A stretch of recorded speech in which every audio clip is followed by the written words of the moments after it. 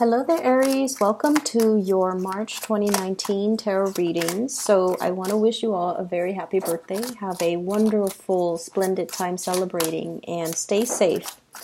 So I'm going to relay the two images that I saw when I was meditating on this reading for you, and then we'll pull out the cards. So first of all, I see there's an oven, and you know how it has that glass panel where you can see what's cooking in the oven? So there are cookies baking, and there's this little boy, and he's like waiting anxiously for the cookies to finish baking.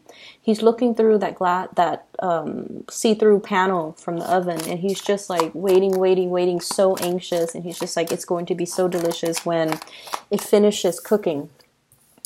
And then in the background is his mom. She's wearing an apron. She's been cooking all day. She's looking at the stove, and she is like cooking a pot of soup. She has a kettle on at one point, and then she's like, she has a saucepan where she's melting some butter with some vegetables. So she's doing a gazillion things, multitasking. And the soup is boiling over. The butter is also, boiling. And so everything is just boiling at the same time, and she's like a little bit stressed out, like not really sure what she needs to tend to first. So she's like looking at this stressed out while the kid is only looking at the cookies. Okay, so that's the scene that I saw for you. And so I feel for this month, it's a lot about not stretching yourself thin, and as well learning to be patient, okay? Don't rush things. Things are going to come in divine timing. Don't push too hard. Don't be so hard on yourself. And especially, don't overestimate the amount of time. You guys are really, really bad at this. Like overestimating the amount of time that it takes you to do something. Okay? And then stretching yourself too thin where you are pulled in so many different directions, where people and situations pulling you in different directions, needing to put out fires in possibly many areas of your life, and just, being overbooked, too many things on your agenda, too many things on your plate, and not being able to relax and just, really enjoy the moment. So that's what I'm seeing. I feel like there's something that you have been really anxiously waiting for a very, very, very long time. And that whole, something in the oven, I feel like for some of you, it could even be pregnancy. Okay, wanting to start a family, wanting to have a partner on board, wanting to I'm hearing like partner in crime, but I also feel like it's somebody that you can build something with, okay? Wanting a life partner, wanting somebody to have a family with, to build a family with, and especially to share some major, milestones and experiences in your life with. So I feel there's this element here about wanting to have that other person that you can spend the rest of your life with as well. The other thing that comes through with the whole kitchen image, the kitchen is usually like where I would say where magic happens, where family and people come communally, share an experience together, where we nurture each other through the food that we create.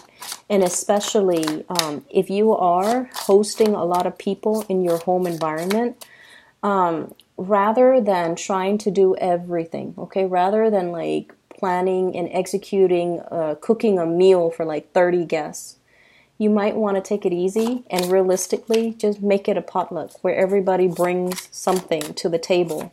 I feel like it's the smart way to do it so that you're not stretching yourself so thin. If there are specific things that you want to do for, the people that you love, by all means do it. But be very, very realistic with your time constraints, and don't be so stressed out that you're not able to really enjoy the moment, okay? Because it's the gathering, it's the people that really matter. It's not so much about showing off our culinary skills or showing off our kitchen or showing off our home. It's really about people coming to see you and people wanting to spend time with you in an environment that is laid back, that is relaxing, That's calm and comforting. So don't work yourself in a frenzy, and especially, don't stress yourself out, okay? So be easy on yourself and be loving to yourself and be more forgiving with yourself. So there's definitely something that you have been really, really waiting on. So I feel for many of you, I'm hearing this strongly from this Page of Wands here. This is sort of like, I'm ready. I'm ready for the next big thing. I'm ready to do a real job. I'm ready for something with more responsibilities. So I don't know what you guys have been doing. If you've been doing a lot of training, if you're in like an environment where things are going really, really slow. The Hangman, waiting in suspension, waiting for things to happen, being in a situation where there's a lot of work to be done, there's a lot of people or projects or things that need you. It's almost like you're there to help. You have the skills, you have the expertise, but for whatever reason, whoever is overseeing the situation feels like you're not ready. So they're not giving you that opportunity to prove yourself. They're not giving you that chance to get out there and get your hands dirty, roll up your sleeves, and just take care of things.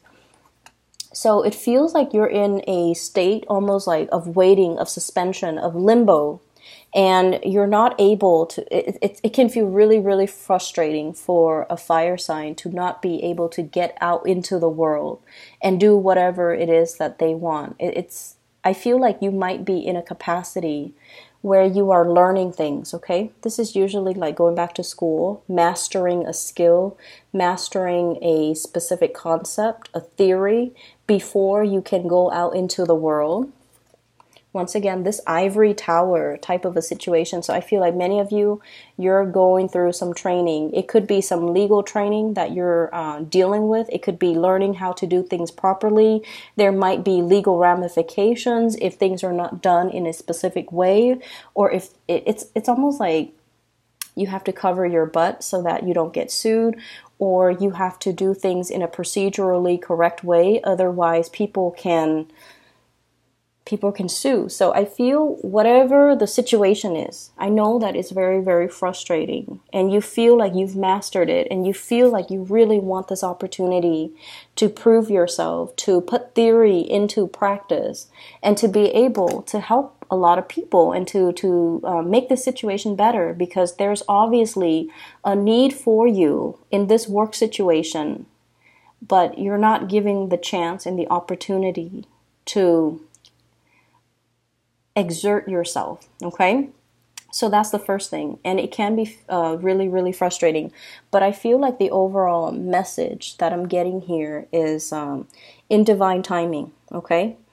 You have to master one thing before you move on to master another, okay? It's like that woman in the kitchen. She's multitasking, and whenever we multitask, our attention is always divided. So when we do one thing, we can do it really, really well. When we multitask, our attention, our focus is drawn towards different things, and we could never do those things perfectly well the way we would have if we only had one thing on our plate. That's just the way the human brain works, okay? So as much as we feel like we can multitask, the quality of the outcome of the end result always diminishes. And so I feel like the universe is teaching you a lot more about patience, a lot more about, let's learn something, as frustrating as it is. Let's learn something and be a master at it, so that when we break away from this ivory tower, when we bring theory into practice, into the real world, we can do it right, okay? The kings, and this is your energy, the kings always do things the right way. They've already mastered it. They've been through it. They have the skills and the knowledge and the experience and whatever it is that's required of a ruler, a leader, breadth of vision, hindsight, the whole learning from past experiences. But I feel like, the universe really wants you to master, rather than going into a situation excitedly, but not having the skills and the necessary experience from your past to make the best of a situation or to make something the best that it could be. So a little bit of A little bit more patience and a little bit more waiting, I feel, is going to be in store for you. For some of you, there could be a lot of issues regarding children, okay? Dietary habits when it comes to children. And I love this card. This is the Nine of Cups. Okay. I usually think of this as like the binge eating, or a household that might be a little bit neglected, and then the children are eating whatever is around, usually junk food or usually snacks. The parents might be so busy, or the parents might not be in the picture, or there's some issues here. I feel for some of you, if it's not your own children, you might be dealing with a child, and you might be compensating, taking care of a child, or giving the child a lot of love and attention, or you're feeling like the parents of the child are turning their back on the kid. Okay, as sad as that is. So if it's not your children, I feel like you're experiencing this. You're playing the role of a caretaker. You're doing something to rectify a situation because you're just like, that's not fair. It's not healthy for these kids to be living like this, or it's not healthy for this child to be in this type of environment. So I feel some of you are stepping up, taking care of a person, trying to do the best for them. They might not have the best dietary habits. They might be very picky with food. And for some of you, if this is not a child, you're taking care of a person. Like, you're doing your best to really take care of a person. It can be a little bit difficult on your end because, time constraints, responsibilities, whenever we take care of another person. And especially because you guys don't like to be weighed down by responsibilities, okay? You design your life in a way where you can come and go as you please. You can be in one city one day and the next city another day. Like, you design your life without baggage, without responsibilities. Not because you're afraid of it, but because if you're not ready for it, you know yourself well enough to know you're not ready for it. So I feel like you have a little bit of resentment about somebody who has bitten off more than they could chew, and they're not taking care of their responsibilities. So it could be, somebody who has children when they're not able to physically take care of themselves, let alone their children. And then you have to step up and kind of tend to this situation. It's like doing that damage control, like cleaning up after them. Cleaning up after the other person, not so much the children, but cleaning up after the other person, because they bit off more than they could chew, and they create more work, more problems for everybody else. And so you have a little bit of resentment that I'm sensing here, but I also feel like you're dealing with this person. Whatever contributions you're making in their life right now, especially if it's somebody you're taking care of, a child or somebody else, your efforts are not going unnoticed, okay? I feel like this karma is going to come back to you tenfold. Like, it's really good karma, because I feel like you're taking care of this situation from the goodness of your heart, and because you feel like this situation is not fair. The Justice card. Two people fighting over something when they're not really seeing the big picture. It's like ego battles, okay? Coming from a very petty space. And you're not tolerating that. You're seeing that there's wisdom that is beyond these people. You might even be the mediator in a conflict. You might be seeing the bigger picture, and you're showing them that bigger picture by being the bigger person and taking care of situations and not whining about it, and just, doing what you feel is right. And it can be really frustrating too, because you guys feel like you can do so much more. Okay, so you feel like you can do so much more, but you're very cognizant about not stepping on other people's toes, not overstepping your boundaries, and also still holding the other person responsible. So like, you're not doing everything to alleviate them of the need to do it, to take care of their responsibilities. You still want to teach them that concept about responsibility so that they don't renege on what it is that they're supposed to do. You want to do more, but you don't want that to be kind of like that precedent where they rely on you and then they kind of sit back and kick up their feet. So I feel like you want justice and balance and reciprocity in a situation. And you almost feel it's like this inner conflict, with fire signs. We do what needs to be done. We don't want to sit there and discuss and delegate and talk things over and talk about our feelings. Whenever something needs to be done, we do it. And over time, when we keep taking these actions and keep initiating, the other person feels like they can sit back. And that can be really aggravating. It can be really aggravating. And especially in a situation where you feel like it's wrong. I have to do something about it. I have to step up. And then in the process of you stepping up, the other person steps down. And you're trying to find that middle ground. You're trying to find that balance to be nice, but at the same time, not enable a bad behavior. So that's what I'm feeling here. There's a little bit of tug of war and conflict internally within you guys. Like, how much should I do? How much is enough? So that's what I'm feeling here. So I definitely see for many of you, you're learning a lot about how to nurture, care for, and I feel like it's almost like you're being prepped to be the caretaker for somebody. You're being prepped to have children of your own. So if you found yourself like having to take care of children, all of a sudden, children are really big fixtures in your life.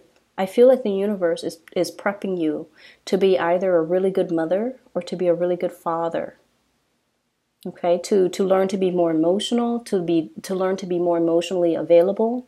You might be dealing with somebody who's very, very sensitive. Okay, could be a child who's very sensitive, where they're withdrawn. So if they're hurt, they might overeat to kind of like fill in that emotional void. Okay? Or you might be dealing with a child that is a little bit more rambunctious. They don't really listen. And the more you force them, the more they resist. So you have to like really soften your tone and soften your approach with them. So for example, you might be telling them, this is what I call like a rambunctious child, okay? Page of Wands. And Aries, as independent as you are, I feel like you naturally attract people who are very, very independent. And especially if you have children, they're going to be a handful because they're going to question authority. They're not going to take no for an answer. They're going to push boundaries, and they're smart, and they're just really independent. And so they're not going to take no for an answer. They need an explanation. They need a reason. And you have to appeal to their emotional senses. So for example, you tell them, after school, you need to go home straight away. I don't want you hanging out outside. And they're like, I'm not going to get into any trouble. I don't need to go home. But you need to tell them, like, after school, please come home. I'm really worried about you. It's getting darker now because we're in the winter in the northern hemisphere. It's getting darker earlier. There are, it's a bad neighborhood that you're passing through. So I just want you to be home. That way I'm not worried about you. Then when you're home, you can do whatever you want. So I feel like you have to make that emotional appeal with these children or these young people in your life so that they understand your restrictions come from a place of love rather than a place of punishment, okay? And so we have to really change the way in which we communicate to kind of like convey what it is that we want or expect from the other person, and especially why we want that from them. It's not about us being mean or laying down the rules. It's because you care about them and you don't want bad things to happen to them, okay? And I'm dwelling on that because, that whole cookies in the oven. There might be a child that's overeating, or somebody who's binging, who might not have, like I said, the best dietary habits. And I feel like their health might be catching up to them. And you have to be the one to kind of gently like tell them, hey, you got to lay off that thing that's not really good for your health that you're putting in your body chemically or, food wise. You have to kind of lay off it because I don't feel like it's healthy for you.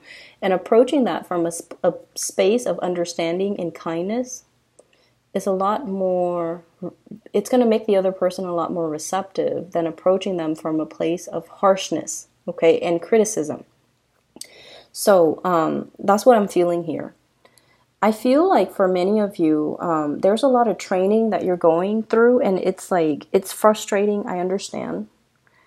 But it's going to come to an end, and then you can kind of like spread your wings and practice what you preach.